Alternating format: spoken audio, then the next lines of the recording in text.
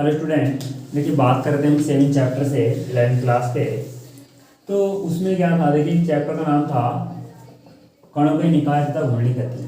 ठीक है, तो इसमें अभी तक हमने बात की थी कि एल था और आपका क्या था, टो था, इन दोनों में रिलेशन की बात की थी, यानी बलागुण और कोणीय संवेग में क्या किया था, रिलेशन प्रूव किया था इससे पहले वीडियो में। ठीक है, आगे बात करते हैं। देखिए नेक्स्ट टॉपिक है प्रिंसिपल ऑफ मोमेंटम, यानी कोणीय संवेग संरक्षण का सिद्धांत या प्रिंसिपल ऑफ एंगुलर मोमेंटम। ठीक है, देखिए अब बात करते हैं प्रिंसिपल ऑफ एंगुलर मोमेंटम यानी कोणीय संवेग। ठीक है, प्रिंसिपल ऑफ एंगुलर मोमेंटम। तो देखिए अब है क्या, देखिए इसमें बात कर रहे हैं तो यहाँ ये कहानी है कि यदि किसी छड़ पर या किसी वस्तु पर क्या कर रहे हो, काफी सारे बल काम कर रहे हो और वस्तु क्या हो, स्वतंत्र हो, किसके लिए, घूर्णन के लिए, क्या हो, स्वतंत्र हो घूर्णन के लिए, तो इस पर जितने भी बल कार्य कर रहे होते हैं स्वतंत्र अवस्था में घूमते टाइम, तो उस टाइम जो वस्तु होती संतुलन की अवस्था में अगर हो तो सभी बलों का जो परिणाम यानी सभी बलों का जो आघूर्ण है वो क्या होता है, शून्य होता है। कितना होता है, शून्य होता है। ठीक है, कैसे, देखिए हम एक बार रिपीट करते हैं दोबारा, क्या कि यदि वस्तु घूर्णन के लिए स्वतंत्र हो तो उस पर कार्य करने वाले सभी जो आघूर्ण है, बल आघूर्ण है या बल के द्वारा जो उत्पन्न आघूर्ण होंगे उनका जो योग होता है वो कितना हो जाता है, शून्य। क्या देखिए, अगर ये F1 हो, ये F2 हो, ये F3 हो, तो ये देखिए आप दो तरीके से रोटेशन कर सकती है, एक तो इस तरीके से और एक यानी एंटी क्लॉकवाइज और एक क्लॉकवाइज, दो तरीके से ये क्या कर सकती है, रोटेशन कर सकती है। तो देखिए हमारे पास दो ऐसा होता है कि दो साइड के बल होते हैं, एक तो देखिए ये सेंटर में घूमने के लिए इसके, तो यहाँ से एक साइड ये है और एक साइड ये है, यानी अगर आप इसको इस तरीके से घुमाते हो तो देखिए F आपको इस तरह के रोटेशन में आपको लग रहा होगा F3 नीचे की ओर घुमाने की कोशिश कर रहा है, जबकि जो ये दोनों बल हैं जब ये इस तरह से घूमेंगे तो ये विपरीत दिशा में चल रहे हैं, ये वाले दोनों।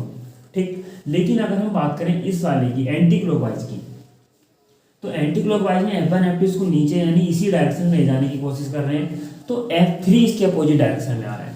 अगर इनकी जो दूरियां हैं यहाँ से O वाले पॉइंट से x1 x2 और कितनी हो, x3 हो, तो ये क्या हो सकती हैं, इसके अकॉर्डिंग जो प्रिंसिपल ऑफ एंगुलर मोमेंटम है इसके अकॉर्डिंग बात करेंगे तो क्या आ जाएगा, F1 x1 plus F2 x2 equal to होगा F3 x3, यानी आप इनको कह सकते हैं दक्षिणावर्त और वामावर्त आघूर्ण, दक्षिणावर्त और वामावर्त आघूर्ण। अगर आप इस तरीके से ना लिखना चाहें तो अगर मैं बात करूं कि एंटी क्लॉकवाइज, ठीक है, एंटी क्लॉकवाइज कोई वस्तु घूम रही है, सॉरी, तो एंटी क्लॉकवाइज वस्तु घूमने में क्या होगा कि वस्तु जो ये वस्तु है वो घूमेगी इस तरीके से, यानी ये वाला रोटेशन। ठीक है, तो F3 जब हम आगे की ओर जाएंगे तो देखेंगे F3 हमारे विपरीत दिशा में आ रहा है, तो जो भी बल विपरीत दिशा में आ रहा है उसको हम क्या लेते हैं, केवल नेगेटिव और बराबर में रखा जाता है 0। चाहे तो आप इस तरीके से कर लीजिए, अगर जो मैंने लाइन लिखी थी उसको देख लीजिए, F1 x1 प्लस F2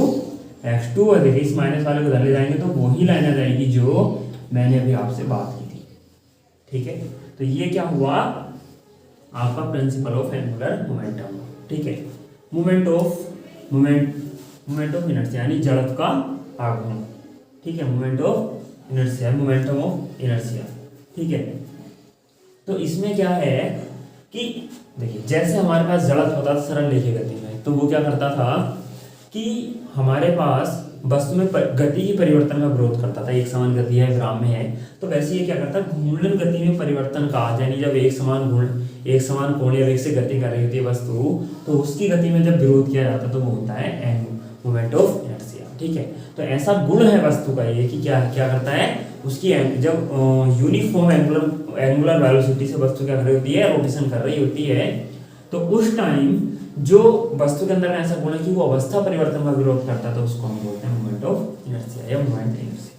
ठीक, तो इसको रिप्रेजेंट किया जाता है आई से, किससे, आई से। ठीक, आई से रिप्रेजेंट किया जाता है। और देखिए मान इसका जो नॉर्मल सूत्र होता था वो होता है mr²। देखिए ये अब ये किसी ना किसी एक अक्ष के परितः निकाला जाता है वस्तु के लिए, जब वस्तु रोटेशन कर रही होती है तो वस्तु देखिए किसी भी अक्ष के परितः रोटेशन कर सकती है, यानी ये यहाँ पकड़ के रोटेशन कराया जा सकता है, इसको ऐसे भी रोटेशन कराया जा सकता है, यहाँ से रोटेशन कराया जा सकता है या ऐसे भी कराया जा सकता है। तो अलग अलग अक्सेज हैं, रोटेशन करने के अलग अलग तरीके हैं। तो ये अलग अलग अक्ष के परितः इसका मान अलग अलग होगा। ठीक है, मोमेंट ऑफ इनर्शिया का मान यानी जड़त्व आघूर्ण का मान अलग अलग अक्ष के परितः किसी वस्तु के लिए अलग अलग होगा। ठीक है, होता क्या, देखिए एक नॉर्मल एक पिंड है, कुछ भी बना दीजिए, यहाँ ये अक्ष हो गई घूर्णन अक्ष, यहाँ से एक कण ये है, एक कण ये है, एक कण ये है। सपोज दैट M1 M2 और M3 ये 3 कण है, दूरियां R1 R2 R3 हो, तो आप इनके लिए अगर आप मोमेंट ऑफ इनर्शिया निकालते हैं तो ये आ जाएगा I इक्वल टू पहला कण पहले कण की दूरी, ठीक है, पहला कण पहले कण की दूरी का वर्ग प्लस दूसरा कण दूसरे कण की दूरी का वर्ग प्लस जो डॉट आप ऐसे जितने कण चाहे उतने कण ले सकते हैं। शॉर्ट में आप इसको लिख सकते हैं I equal to sigma M R square, ठीक, या I और यहाँ I2 1 से N, ये आपका तरीका हुआ इसको शॉर्ट फॉर्म में लिखने का। ठीक है, कंप्लीट मोमेंट ऑफ इनर्शिया निकालने का। तो ये हुआ आपका मोमेंट ऑफ इनर्शिया। अब देखिए यहीं से रेडियस ऑफ गर्जेंस निकलती है, यानी घूर्णन त्रिज्या निकल के आती है। मैं यहाँ से इस R को केवल रिप्लेस कर रहा हूँ K से, किससे, K से। ठीक है, किससे रिप्रेजेंट कर रहा हूँ, K से, तो K बराबर आ जाएगा आपका I/N और अंडर रूट, ठीक, I/M और वो भी किसके अंदर, अंडर रूट के अंदर। अगर मैं इसको यहाँ से क्या कर दूँ, K से रिप्लेस कर दूँ, ठीक है, तो K की वैल्यू ये आ जाएगी। यही K जो है घूर्णन और जो आप कह सकते हैं घूर्णन त्रिज्या है।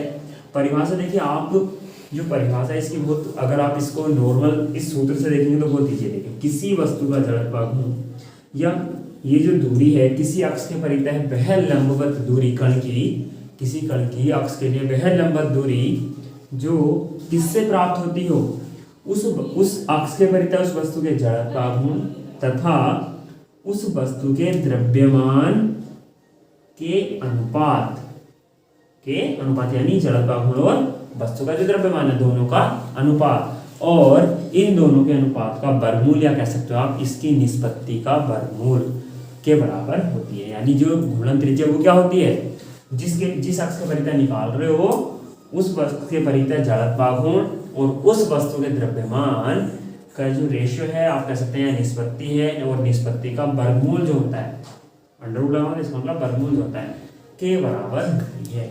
ठीक है, तो वैसे तो नॉर्मल आप इससे याद रख सकते हैं I बराबर MR स्क्वायर में जो R होती है वो घूर्णन अक्ष से दूरी होती है कण की, तो आप इसको भी एक तरह से घूर्णन त्रिज्या मान के चलते हैं। तो यहाँ से भी डेफिनेशन मैंने केवल रिप्लेस किया कैसे, उसी से वैल्यू निकाल के आपको दिखाई है। ठीक है, तो आज के 3 टॉपिक थे, principle of angular momentum, moment of inertia, radius of urgency यानी घूर्णन त्रिज्या। ठीक है, ये 3 टॉपिक थे कि आई होप आपको समझ में आया। Thank you for watching.